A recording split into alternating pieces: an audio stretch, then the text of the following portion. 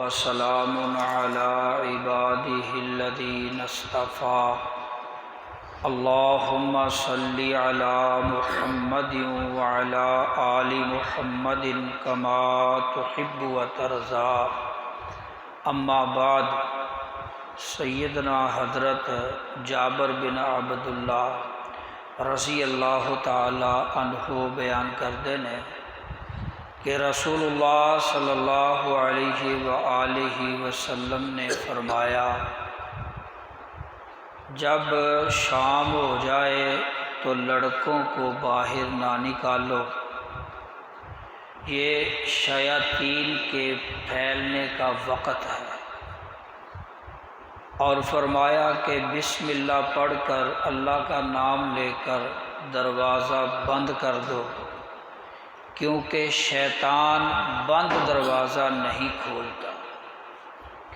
اسی طرح فرمایا کہ اللہ کا نام لے کر مشکیزے کا منہ بند کر دو اور اللہ کا نام لے کر برتن ڈھانپ دو، اور فرمایا کہ چراغ کو بند کر دو، یعنی یہ رات کے وقت کرنے والے کام ہیں کہ رات کو مشکیزے کا منہ بند کر دیا جائے، برتن ڈھانپ دیے جائیں، چراغ کو بند کر دیا جائے۔ دیکھیں رسول اللہ صلی اللہ علیہ وسلم جتنا آپ انسانیت کے ہمدرد خیرخواہ ہیں، کائنات میں اتنا ہمدرد اور خیرخواہ کوئی دوسرا شخص نہیں آیا۔ آپ صلی اللہ علیہ وسلم نے امت کو نقصانات سے بچانے کے لیے ان باتوں کا حکم دیا۔ مشکیزہ اگر اس کا منہ کھلا ہوگا تو اس میں کوئی کیڑا داخل ہونے کا خطرہ ہے، اسی لیے رسول اللہ صلی اللہ علیہ وسلم نے یہ بھی فرمایا ہے کہ مشکیزے سے منہ لگا کر پانی نہ پیو، اس میں بھی خطرہ ہے کہ کہیں کوئی کیڑا وغیرہ نہ ہو جو منہ لگا کر پانی پینے سے انسان کو پھر نقصان پہنچائے۔ یہ جو ہم جوس وغیرہ پیتے ہیں اور عموماً ہم ڈبے کوئی منہ لگا کر پیتے ہیں،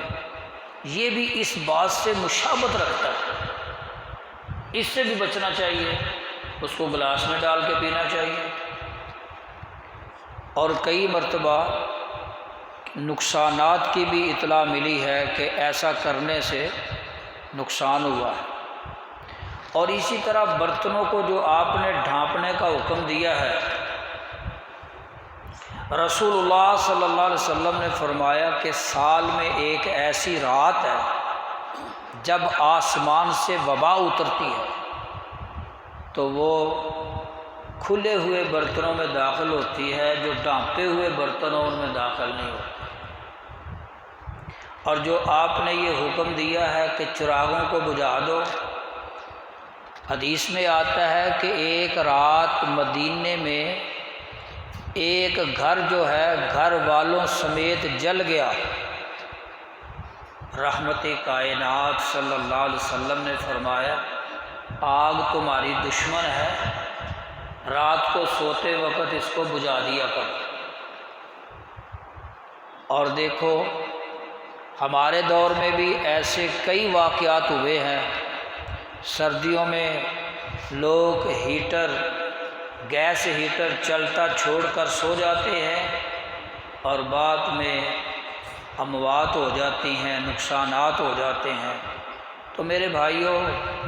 رسول اللہ صلی اللہ علیہ وسلم نے ان نقصانات سے امت کو بچانے کے لیے ان باتوں کا حکم دیا۔ اسی طرح ایک حدیث میں آتا ہے، آپ نے فرمایا جو شخص اللہ کا نام لے کر اپنے گھر میں داخل ہوتا ہے، یعنی بسم اللہ پڑھتا ہے، پھر کھانا کھاتے وقت بسم اللہ پڑھتا ہے، شیطان دوسرے شیطانوں سے کہتا ہے نہ اس گھر میں تمہارے رہنے کی کوئی جگہ ہے اور نہ ہی ان کے کھانے میں تمہارا کوئی حصہ ہے۔ تو میرے بھائیوں، ہمیں یہ کام کرنے چاہیے تاکہ ایک تو رسول اللہ صلی اللہ علیہ وسلم کی فرما برداری تابعداری بھی ہو جائے، اور دوسرا اللہ کی رحمت سے ہم ان نقصانات سے بھی بچ جائیں۔ اللہ ہمیں عمل کرنے کی توفیق عنایت فرمائے۔ وآخر دعوانا ان الحمد للہ رب العالمین۔